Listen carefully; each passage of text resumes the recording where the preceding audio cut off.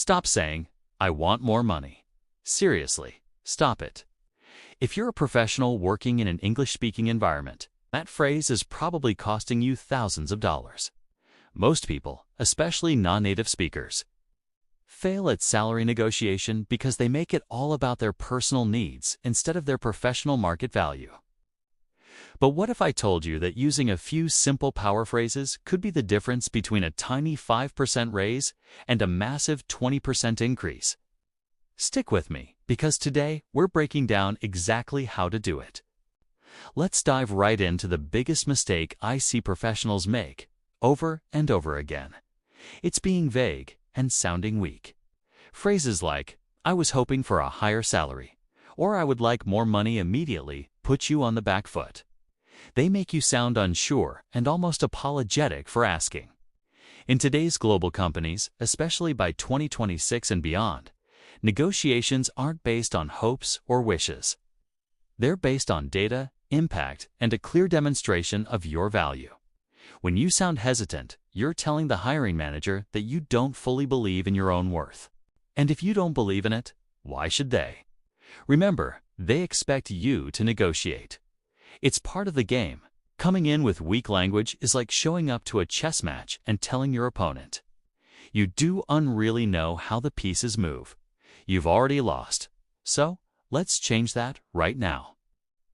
The first step to a powerful negotiation isn't even talking, it's researching.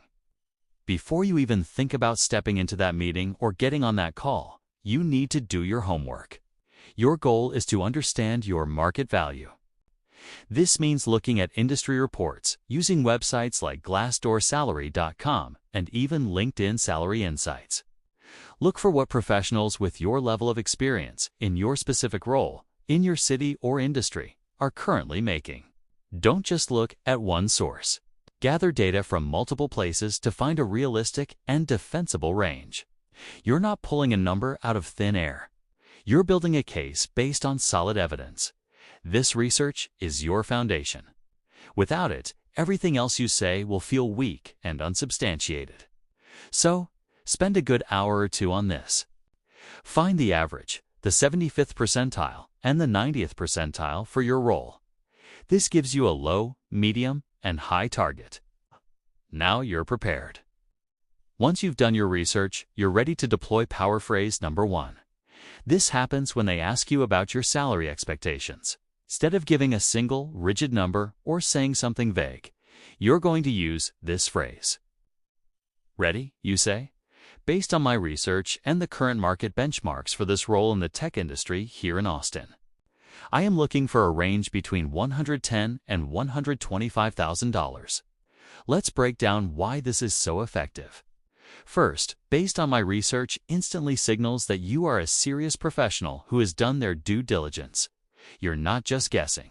Second, you mention market benchmarks, which is corporate language for "this is what's fair and standard." Finally, you provide a specific range.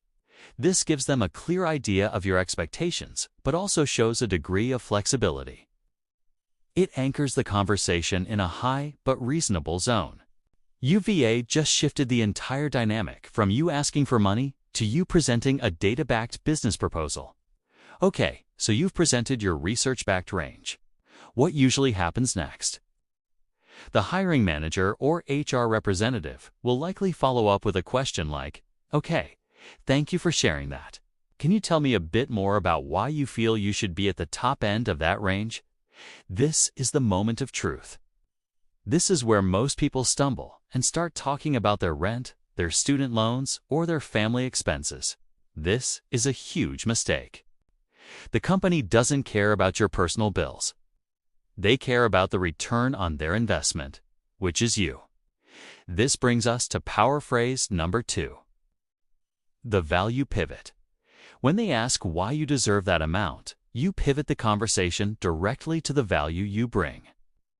You say, "Given my track record of increasing user engagement by 30% in my previous role and my ability to lead global teams to successfully launch 3 major products, I believe this figure reflects the value I will bring to the organization."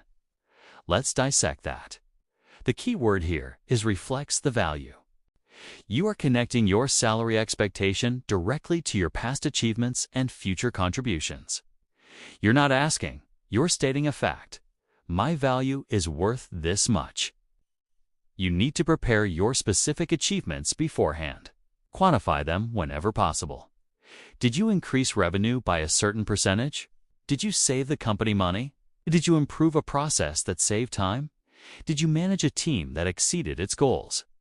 Use concrete numbers and specific examples. Instead of saying, I'm a good leader, say I led a team of 5 engineers to deliver a project 2 weeks ahead of schedule. Instead of I improved sales, say I implemented a new sales strategy that grew our client base by 15% in 6 months. By linking your salary to your proven results, you make it very difficult for them to argue that you're not worth it. You're not an expense.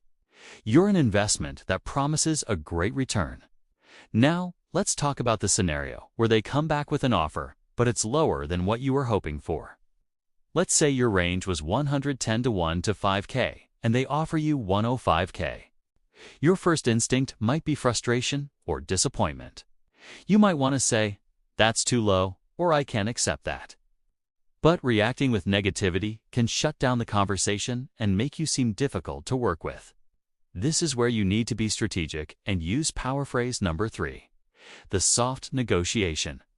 You stay positive and collaborative. You say, thank you so much for the offer.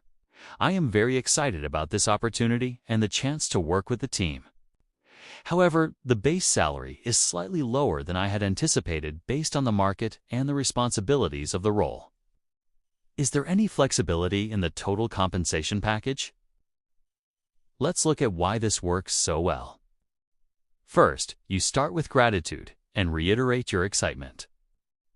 This shows you're still invested. Second, you use soft language like slightly lower than I had anticipated instead of too low. It's less confrontational. The most important part is the key word, flexibility. You're not giving an ultimatum. You're opening a door for a continued discussion. The phrase total compensation package is also brilliant because it broadens the negotiation beyond just the base salary.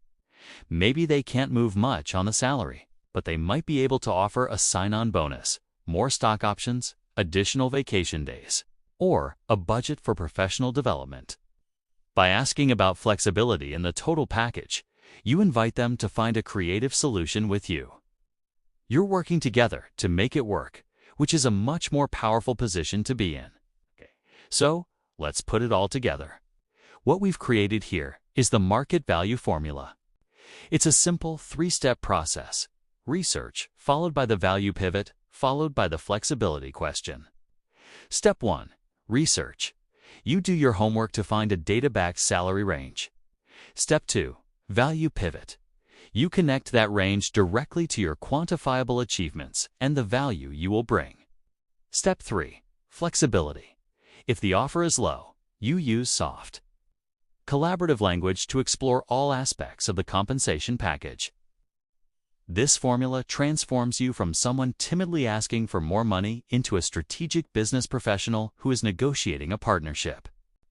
It's about demonstrating your worth, not begging for it. Practice this formula.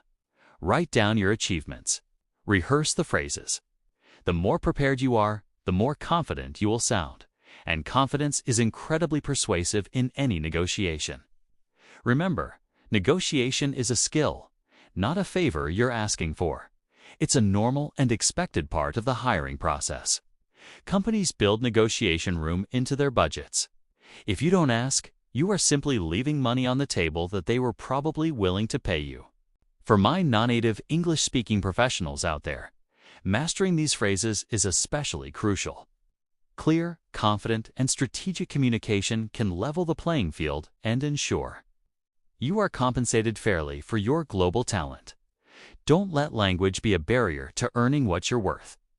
If you want more tools to help you with this, I've created a handy guide.